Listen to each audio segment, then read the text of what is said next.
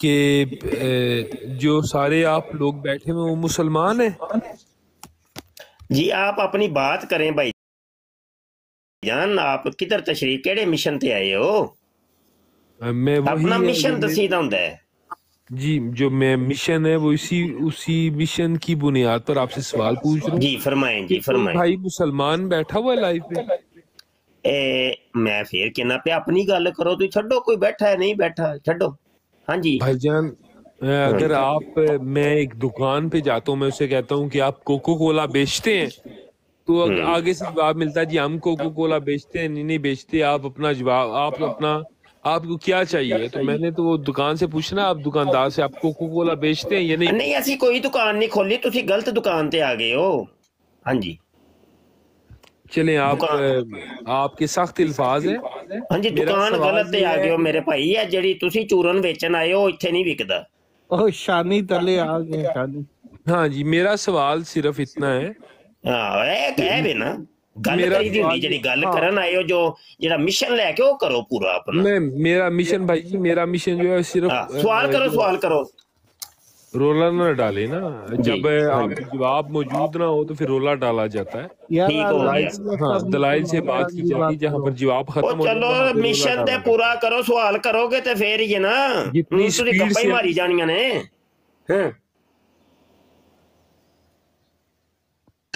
بس تو وڑ کے ضرور پوچھنا ہے کہ کوکو کولا بیچتے ہیں، تو سیدھی وڑ کے آ مینوں کوکو کولا دیو، اندر کول ہوئے گی تینوں دے دے گا، نہیں ہوئے گی تینوں کہہ دے گا بھی نہیں ہے گی۔ تو پہلے جا کے پوچھے گا کہ بھائی کوکو کولا تھوڑے کول بیچ دے ہو تسی کہ نہیں بیچ دے؟ او تیری عقل تے کپڑے دی دکان تے آ کے کوکا کولا پوچھے گا نا تو جوتیاں ہی پاؤن گیاں۔ غلط دکان تے نہیں میرا ویر جائیدا، جا کے پہلے دکان تے صحیح لبنا۔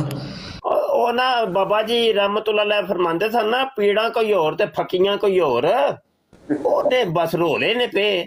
وہ جڑا تسی آئے ہو، جڑی ٹھڈ پیڑ تہاڈی ہے، دسو سانوں کی ہے تے تانوں اونج دا چورن دئیے پھر اسی۔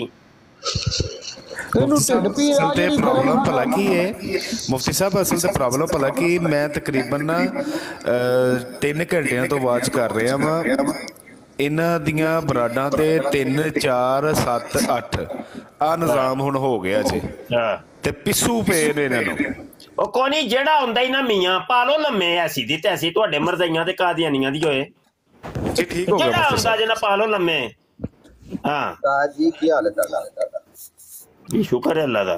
سر معذرت، اچھا یار میں ادھر میاں جی جی مفتی صاحب۔